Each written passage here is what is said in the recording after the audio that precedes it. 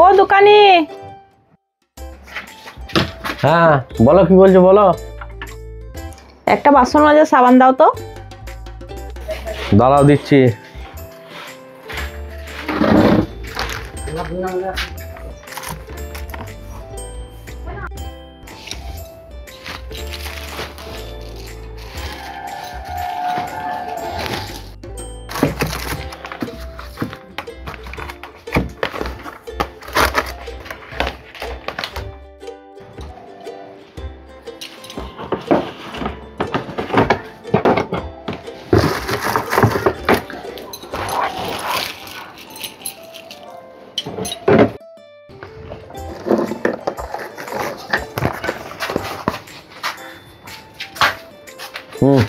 আর কি লাগবে?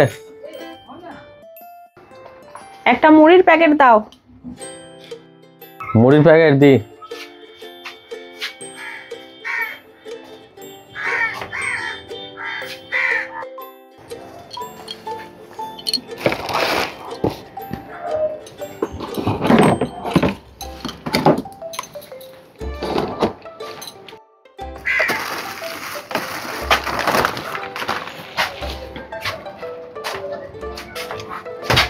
আর কি?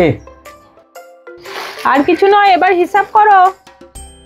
দাঁড়াও হিসাব করে দিচ্ছি।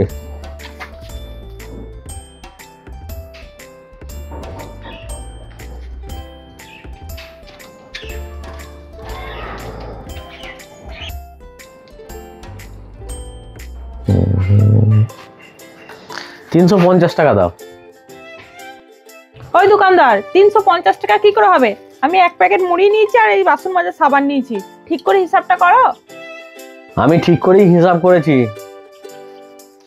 চকলেট নিয়েছো 1 জার, মুড়ি 1 প্যাকেট, বাসন মাজার সাবান গেছে, প্যাম্পাস নিয়েছো 2টো, চকলেট নিয়েছো 5টা, নিহার তেল নিয়েছো 1টা, আর একটা 5 টাকার চকলেট নিয়েছো।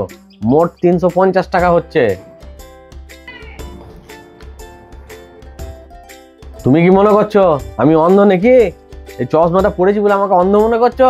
চশমাটা আমি পরলাম যে কেমন লাগছে আমাকে, তার মধ্যে তুমি দোকান নিতে আসবে। আর এই চশমাটা পরেই তোমাকে দোকান দিলাম।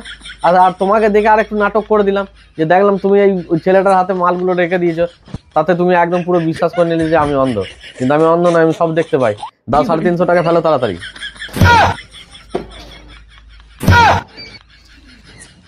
দাও দাও ফেলো তাড়াতাড়ি, পয়সা ফেলো। চোর সব। ওই দোকানদার, আজ বাজে কথা বলবে না, আমার এইগুলো দরকার নেই, আমি সব রেখে দিচ্ছি। এই দুটো কত হচ্ছে বলো? ওইসব ভেবো না, ওইসব হবে না। তুমি মাল যখন নিজে তুলে হাতে করে নিয়েছো, ওই মালগুলো সব তোমাকে নিতে হবে। আর যদি না নাও, এখন এই থানায় পুলিশ ডেকে তোমাকে ধরে দেবো চোর বলে।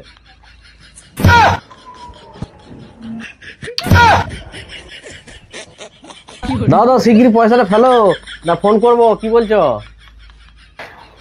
বাবু টাকাটা দে। না না না, তো তো তো তো নে নে নে নে, পালিশ পালিশ পালিশ পালিশ। চালাকি করতে এসছে এখানে, জানো না যে বাপেরও বাপ থাকে? কেমন দিলাম।